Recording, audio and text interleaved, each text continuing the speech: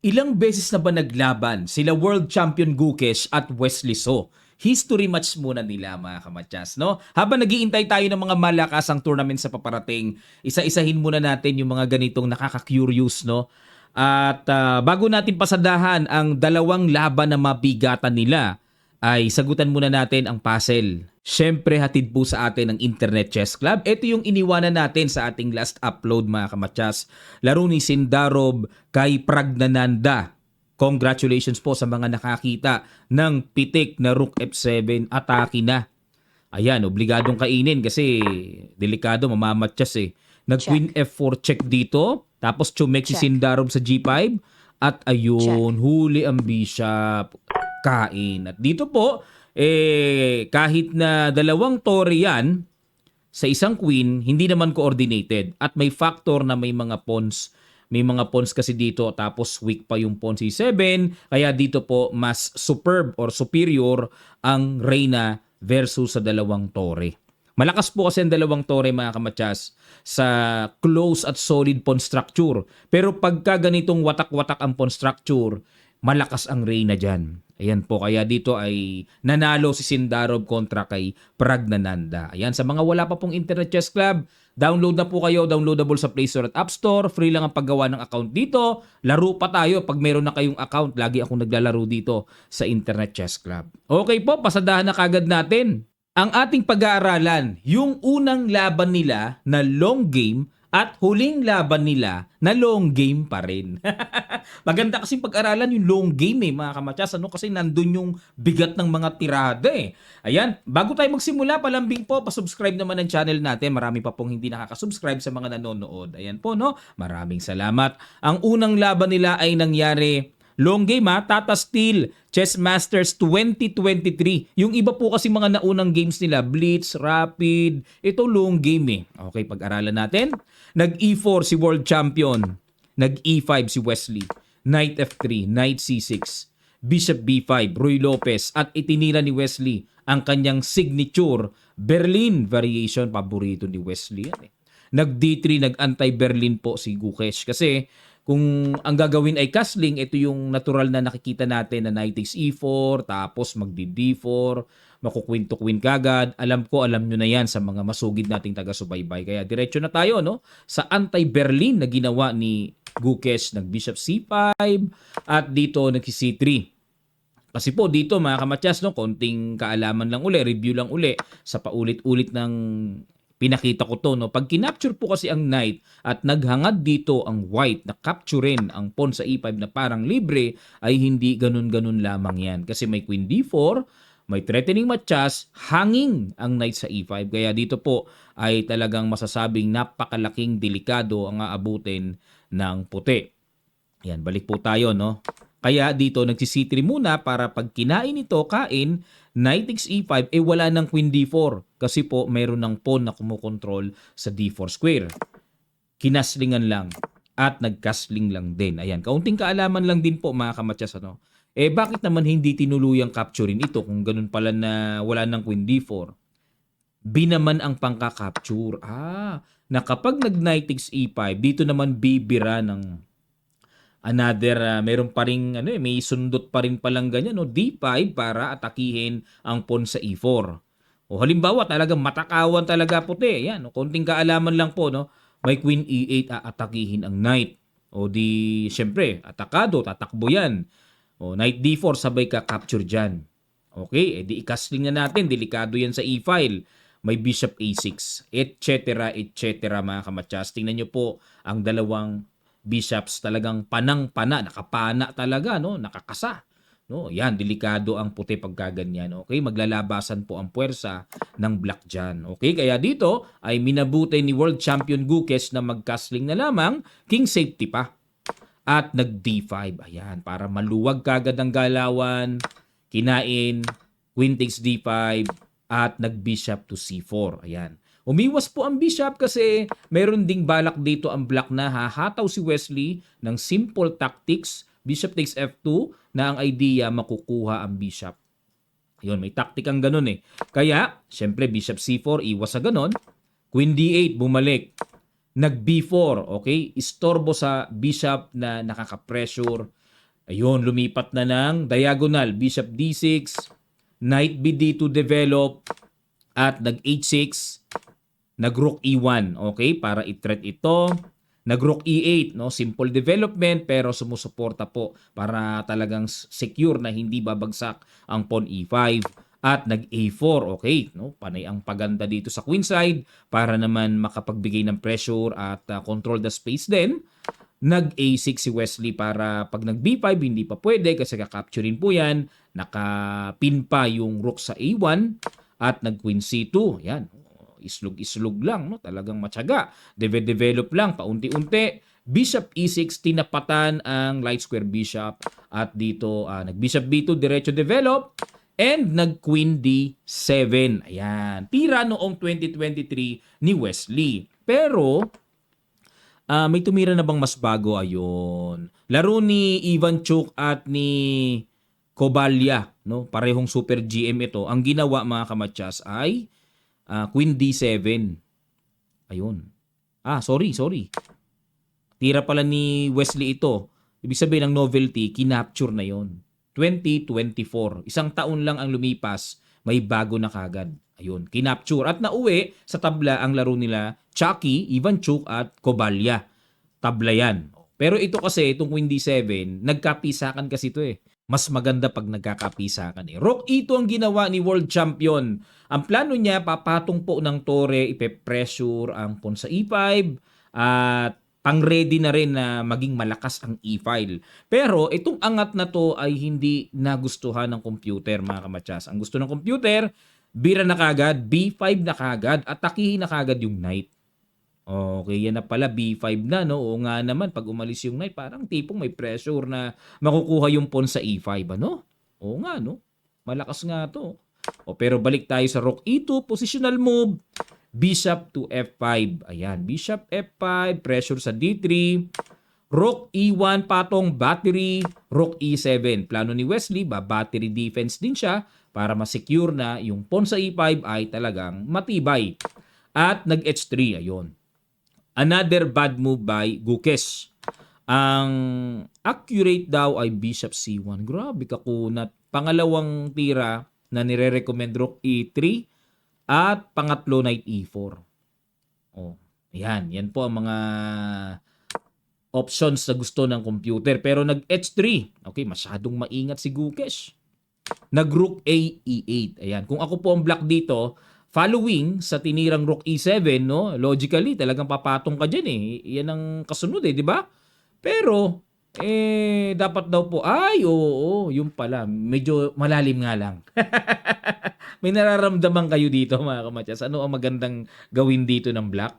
Tingnan nyo tong hataw, Sa tira ng computer, Bishop takes H3. Yan, para matuto lang po tayo ng additional pattern na kung papaano umatake. Ayun, parang wala lang kasi parang tulog lang eh. Ano kasunod? Wala pa namang matchas. Pero ang tanong, paano i-drive? Ano ang kasunod dito ng puti? Yan, dito po kita slightly better for black. Yun nga lang, syempre, medyo parang ang layo kasi. Maganda sana yung tore mailipat dyan. Imagine niyo, pag ang tore nasa G-file, ang ganda, no? Matchas ka agad yan dyan. Medyo matagal eh, parang natatagalan si Wesley. Ano mangyayari? Diba? Parang walang kasunod. Yun ang sabi ni Wesley. Parang walang kasunod. Parang wala daw kasunod eh. Ayun. Kaya hindi tinuloy. Balik tayo mga kamatsas. Ano lang, sumunod lang si Wesley sa logic ng tira niya sa pagkaangat niya ng tore. Knight E4. Ayan na. Knight H5. Okay? Yun. Kasi ang tamang plano po kasi, middle game na to mga kamatsas no? Sa level po kasi nila, naghahanap sila ng ways or yung mga tatargetin nilang material ng kalaban or squares na po pwedeng atakihin. So, nalandingan or nakita ni Wesley na ispatan niya na yung square F4, maganda yung knight. Ayan. Okay? So, nag-knight H5 at nag-bishop C1. Ayun. Pang salo na kapag pumunta dyan, nakaabang na yung bishop. Pero dito mga kamatsas, baka mapatanong kayo, Coach, double yan Kakainin lang yan Takes. Ayun, bitin yung knight sa F3, kaya baliwala po yung G4 attack. Okay, balik tayo. Ang ginawa, nag-bishop C1, King H8. Ayan. Yun ang mga diskarte. Ano plano ng King H8? Ilag lang po sa pressure ng Bishop, and may nakikita tayo dito na ang napapansin ko dito pagka umatras yung Bishop, may F5 na atake para mapaalis or ma-neutralize yung Knight sa E4. Okay. Knight H4, bumawi naman si Gukesh ng atake. Atras lang si Wesley, tinapatan ang Bishop. Tirang hindi nagustuhan ng computer, ito po ang good move sa computer. Bishop H7, sabay F5. Oo, kasi hindi naman kailangang, kumbaga parang ang question dito, umilag ka pa kung itatapat mo lang pala sa Bishop, pwede mo namang itira na. Parang gano'n ano. Parang yun ang logic na nakikita ko sa ibig sabihin ng computer, Stockfish. Nag-Queen D1. Ayan, kumbaga, alisin lang ang tore, may threat na kagad sa Knight H5. At nag-Queen to D8. Ba? Kanya-kanyang kasa. Alisin lang ang tore, may threat din doon, no? Kung counter idea lang si Wesley, oh. At nag-B5 na. Okay, inatake na yung Knight. Para kahit papano, madislocate, ano? Pero, sumugod. Okay. May threat sa Bishop. Kinapture na po at, ayun, another bad move by world champion. Dapat daw po tira, Bishop A2 atras. Okay. May tori namang depense, no? Pero parang, nung kinain, syempre, rook takes, nagka-tempo kagad. May tempo attack sa Knight H4. O di kailangan iiwas yon. Okay, pumunta sa F5. Nag-Bishop F8. Ayun, bumawi ng good move si Wesley. Okay, para hindi mo na ma-exchange ang Bishop. At nag-Queen C2 ulit. Grabe ka kunat ni Gukesh, ano? Kunat to. At kinapture na po yung pawn kain and nag-B6. Okay? Ang nakikita ko dito sa B6 option, meron tirang Knight B7 at maibalik sa eksena yung Knight kasi outplays Kumbaga misplace, ano? Pangit po yung mga piyesang nasa mga gilid-gilid, mga kamatyas. Maganda po, i-join natin palaging pa-forward towards the center para mas may impact, may epekto sa kabuuan ng talagang pinaglalabanan. Nasa gilid Kaya bad yan, worst position. No? Kailangan i-maneuver yan para mas lalong maging active. Nag-D4 dito, okay, para talagang lumuwag na ang sentro ng puti. At nag-Knight F4. Umatake. Rook D2. Another bad move by Gukesh. Grabe, ang daming bad moves na tinira ni Gukesh dito, no? Dapat daw, kainin talaga. Kaya nga ikinasa yung Bishop doon. Kaya nga ipinorma no? Oo kumbaga parang hindi nasusunod kasi yung flow na bakit tinira yan. Ayun tinakpan pa yung Bishop. Kaya na bad move. So kain lang daw according sa ating engine Stockfish, no? Pero nag-rook D2 at nag-Queen D5. Ayun, natumbukan po ni Wesley ang perfect shot na ayun, may threat sa pawn B5, Knight E3, inatake. Queen takes B5, bagsak ang pawn. Nag-D5 push, Rook G6 syempre. Ayun ayan na. May Knight takes H3 pang paparating. Knight G3 tinakpan para walang effect yung Knight takes H3, hindi na pwedeng i-apply. Nag-Bishop C5, ayan na po. Saka na inilabas ni Wesley. No, binuhay na niya ng binuhay yung mga pyesa niya to contribute na talagang malakas ang goal at purpose, no, yung bahagi niya sa kabuang posisyon. Nag-Queen E4. Ayun, another bad move. Nakakailang bad move na si world champion. Mga kamatyas, ang dami na, no? Queen E4. Dapat daw ang tira dito ay Knight E F5. Yan ang nire-recommend na solid, best move. Pero nag-Queen E4 at ayun. Oo, sinimplihan lang pala. Sige po mga kamatyas, pakiguess nyo ano yung simpleng pitik pero number one move. Genius talaga yon. Sa ilang sandali lang, tutuloy kagad natin. Start.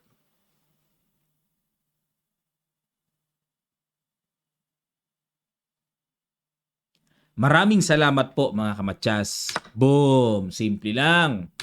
Kain. Bakit kinain ng pawn? Bakit Bakit hindi pwedeng tore?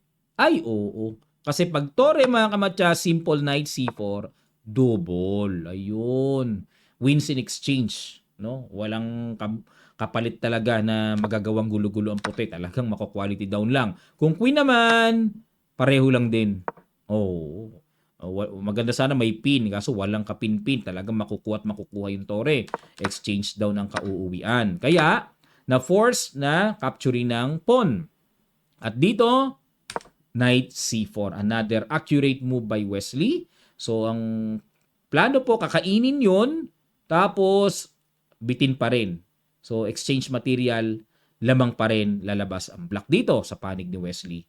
Nag-rook f2, ayun, para kahit hanging yon may kain dito. Pero may simpleng pitik, huling bitaw na tira, napakaganda ng ginawa, knight d6. Naparesign dito ang world champion. Ayan. Bakit po naparesign? Kasi, halimbawa, iiwas yan. Saan natin lalagay? Halimbawa, ilagay natin dito. Para depensado na rin po yung knight. Mayroong knight d3. Okay. Hindi rin nakalayo doon sa quality daw na iniiwasan kanina na double.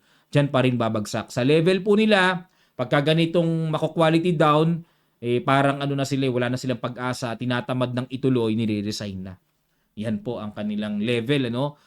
Sa ibang level ng players na naglalaban, syempre, tutuloy pa yan. 'Di ba? Kumbaga, baka magkamali pa black, pero sa level nila, respetuhan na lang eh. Walang kapalit-palit, malinis na exchange down, quality down, resign. Ganyan sa kanila. Huwag muna kayong aalis. Mga kamatsas, etong pangalawa, git-gitan ito. Ito yung huling laban nila ng long game. Nako, matindi ito. White naman dito si Wesley. Sa laban po na ito, nagkaroon ng accurate percentage na 97.4. Taas, no? Parang halos ka-level na ng computer ang pagka-accurate ng ginawa ng nanalo dito. O nakabawi yata si Gukes o panalo pa rin si Wesley. At mamaya sasabihin ko po sa inyo kung ano talaga, sino ba lamang sa kanilang history match score. Okay po?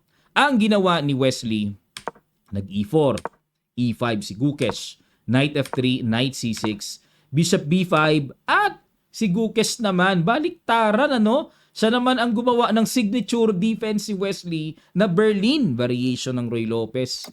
Nag-castling. Ayan. Kanina, nag-anti-Berlin si Gukes. Ngayon naman, pinasok talaga ni Wesley yung palaging nangyayaring ganito na, okay, hindi D4. Okay, Rook E1. Kasi dito may D4 di ba? Yung naku-queen to queen variation. Alam na yan ng mga nanonood na masugid na taga-subaybay natin. Sa mga hindi pa po alam, pasensya na po. Reviewin nyo na lang yung mga laro ni Wesley na may Berlin. Okay, inatake, umatras at kinapture knight takes E5. So napaka mapanganib niyan. Kailangan talagang takpan ng black yan para makapag-castling na rin. At dito, bishop F1, dahil nakatreat nga ang bishop, okay, umaatras talaga yan. Kinain, kain, castling, at nag-knight C3. Ayan, ito yung mga nade-develop ngayong modern theory nito na hindi muna binibitawan yung D4. Nagda-knight C3 muna para kung bibigyan ng pagkakataon, magda-knight D5 yan. Yan po ang paparating Bishop F6, inatake kagad ang tore, at nag-rook E1. Knight F5. Ang purpose dito ng black para mapigilan yung paparating na D4. Kumbaga, dahil dinelay mo ang D4 pigilan ko yan, knight F5. Kasi pag naka D4 po, syempre maganda ang magiging sentro ng puti at makakalabas na ang dark square bishop, walang problema. No? Malaya or maluwag ang galawan ng puti. Kaya dito ang purpose ng knight F5, pigilan kung ano yung ikagaganda ng puti. At nag-knight D5, ayan na nga. Ayan na nga para kuhanin ang bishop sa F6, umiwas, hinabol, counter attack sa knight. At nag-bishop h3. Teka muna, 2025 ito. Ayun, hindi na pala novelty ito kasi may tumira na ng 2026 knight e3. Itinira ni Ray Robson, black si Wesley. Grabe talaga. Parang sa level nila, nauulit lang ng nauulit ang opening, ano? 2026, ngayon lang yan Tinira ni Ray Robson kay Wesley. Kumbaga, naging position din ni Wesley ngayong taon. Ano kayang tournament yun? Nauwi sa tabla. Tinira ni Ray Robson tong knight E3. Na, ang tinira naman nakaraang taon ni Wesley dito ay bishop H3. Ayan na. Okay, so hindi na novelty yan, na break na ng knight E3. May mas bago na Nag-knight D4 naman si world champion. Okay, kasi kung kakainin po yung knight, kakainin lang din yung knight sa F5. Kinapture na. Takes din. At nag C3. Okay. Parang nakakatakot to sa puti Kinain nga, yan nga nakakailang dyan Hanging pa ang bishop Bishop G2. So, kailangan umalis muna yung knight. Atras ulit. D4. Ayan na. Para buhay na yung control ng dark square bishop. At nag D6 dito. Okay. Kinapture. Bishop E6. Kinapture uli ni Wesley. Nanginain ng nanginain. No? Rook AE8. At nag-bishop C6. Inistorbo muna. Nag-rook E7. Ayan. Napaka-natural naman ng simpleng iwas. Pero bad move sa computer. Ano? Bakit anong tira? Ito. Pinapaganon. Naku, mahirap gawin ito. Pinapasara Pag kinain to, Queen H3. Grabe. Ibibitin lang ang bishop sabay Knight H4. Tapos may threat dito, Queen G2 matchas. Knight H4, Knight F3. Grabe namang positional attack yun.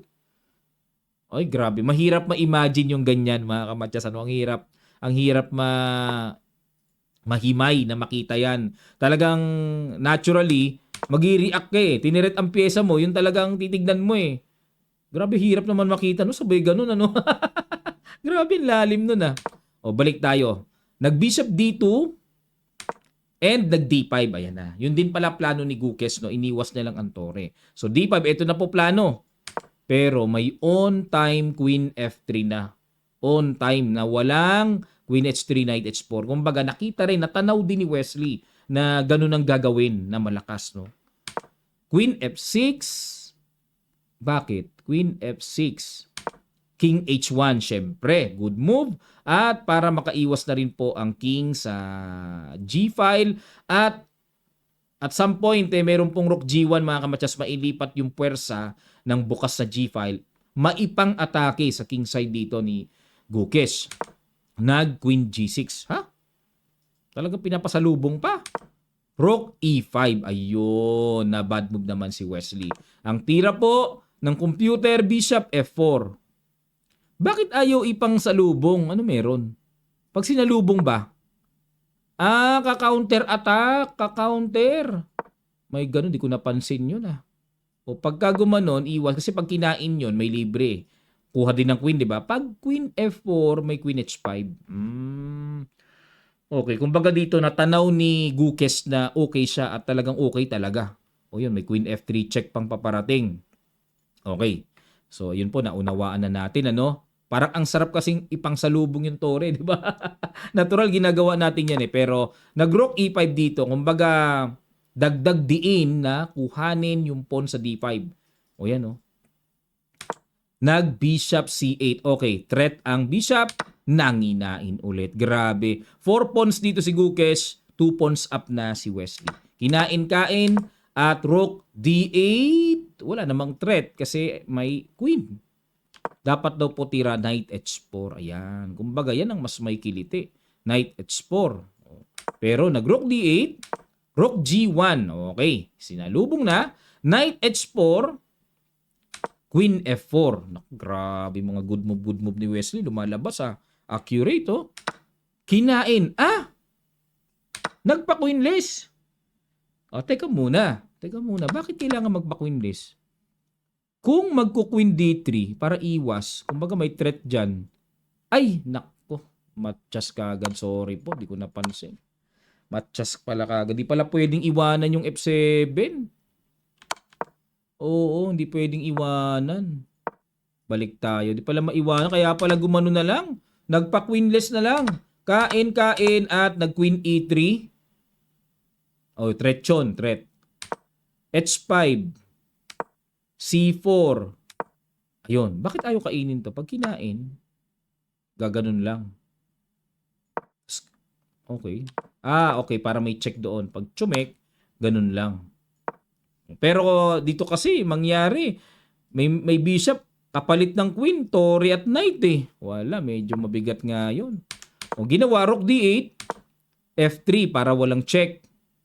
Okay, para walang H4, para gaganon, King G1, Bishop E6. Yan. Kumbaga, simplihan na lang, hinay-hinay lang, relax lang muna, relax.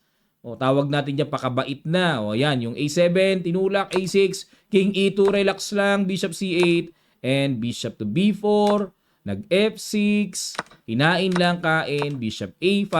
Again, dito po wala nang sense para ipagpatuloy eh. Pag tinuloy, wala na rin eh.